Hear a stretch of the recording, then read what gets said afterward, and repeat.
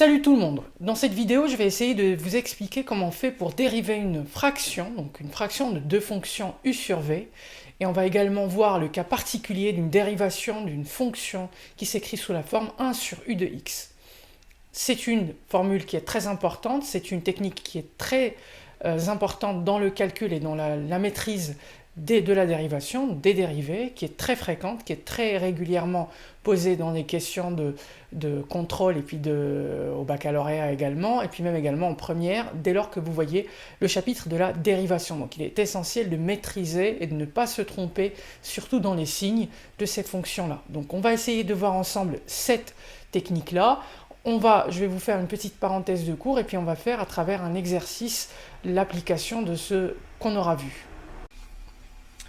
Donc ici les amis, je commence par vous rappeler la formule de base qui me permet de calculer la dérivée d'une fonction fraction, sous la forme d'une fraction u sur v. Donc, un petit rappel, donc quand on a une fonction qui s'écrit sous la forme u sur v, u de x divisé par v de x, donc une fraction de deux fonctions u sur v, sa dérivée est égale à u' de x fois v de x moins u de x fois v' de x, de tout divisé par v de x au carré. D'accord? Donc ici, on dérive d'abord le numérateur, la fonction qui est au numérateur, donc u' de x, on multiplie par v qui n'est pas dérivé, et on retranche u de x, cette fois-ci on ne la dérive pas, mais on dérive le dénominateur, d'accord? Donc u'v moins uv' divisé par v de x au carré, tout simplement. Donc là, il faut faire attention, très attention au signe moins qui existe entre les deux éléments qui vont se mettre au numérateur. Donc ça, c'est quelque chose qui est essentiel. Et c'est là où il faut absolument que vous mettiez votre vigilance, puisque c'est la source de la majorité des problèmes qu'on va avoir dans ce genre de calcul. Et puis, n'oubliez pas effectivement le carré ici, qui se trouve au dénominateur. Donc c'est v de x, la fonction dénominateur, qui est élevé au carré cette fois-ci. Donc pour appliquer cette formule simple, j'ai décidé de voir avec vous un petit exemple. Donc le petit exemple, c'est la fonction suivante. Donc la fonction f de x s'écrit sous la forme 3x au carré moins 4x plus 1 divisé par 2x moins 3. Donc ici, ce qu'il faut voir, c'est tout simplement ce qui va jouer le rôle de u de x, eh bien ça va être le numérateur. Donc la fonction qui est au numérateur ici, c'est 3x au carré moins 4x plus 1. Ce qui va jouer le rôle de la fonction v, c'est le dénominateur, donc 2x moins 3. Donc on va dériver tout simplement en appliquant la formule qu'on vient de voir. Donc pour dériver la fonction f de x, donc ici on va écrire f' de x. Je vais écrire entre parenthèses l'expression de ma fonction, donc 3x au carré moins 4x plus 1, divisé par 2x moins 3. Et je vais dériver tout ça. Voilà. Donc, on va dériver tout ça. Donc, pour dériver tout ça, eh bien, on va appliquer la formule. Donc, c'est u' fois v. Donc, je commence d'abord par le numérateur.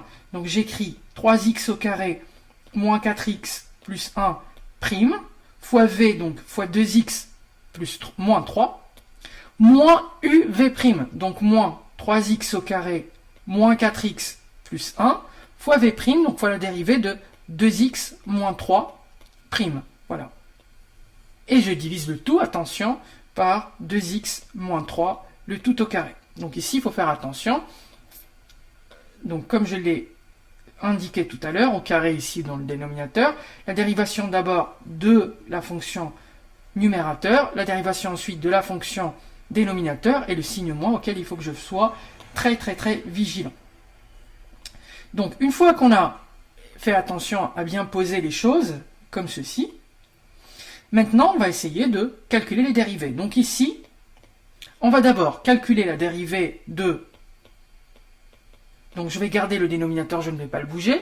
Je vais calculer la dérivée de 3x au carré moins 4x plus 1. Donc ici, je vous renvoie à la dérivation d'un polynôme, c'est-à-dire d'une expression qui s'écrit sous la forme a fois x à la puissance n plus b fois x à la puissance n-1, etc., etc. Donc ici, à chaque fois qu'on a x à la puissance n, c'est n fois x à la puissance n-1.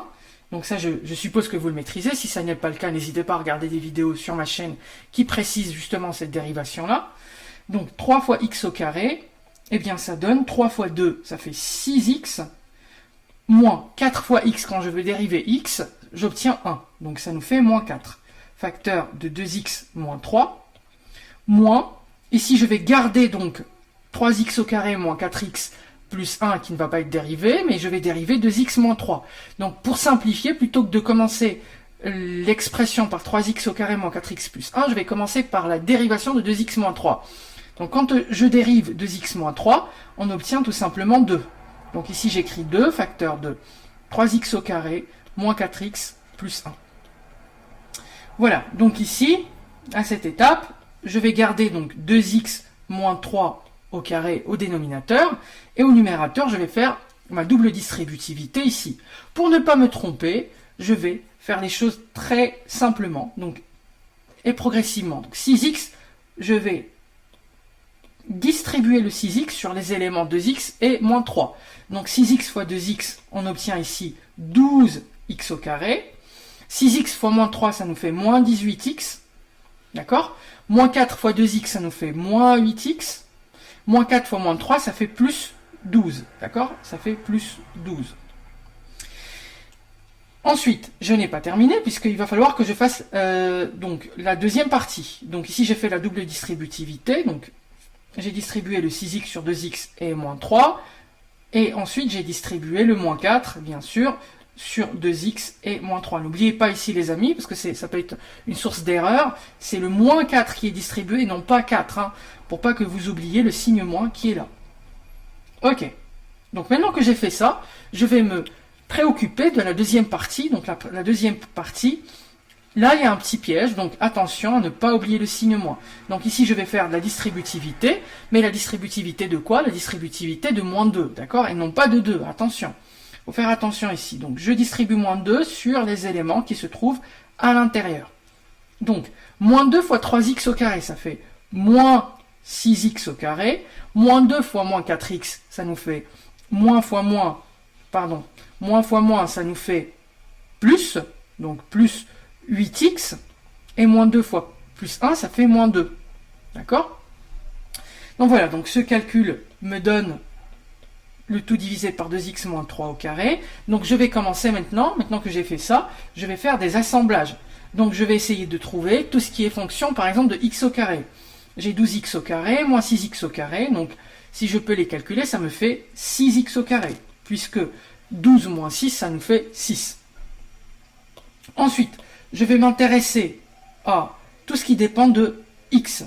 Et là, pour le coup, je remarque que j'ai moins 8x et j'ai plus 8x. Donc les deux se simplifient. Il me reste par conséquent que moins 18x.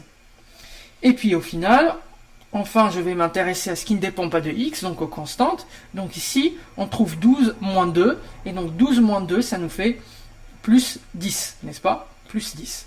Voilà, donc ça, c'est ce qui correspond donc à la dérivée de la fonction f. Donc f' de x est égal à 6x au carré moins 18x plus 10 divisé par 2x moins 3, le tout au carré. Voilà, hop.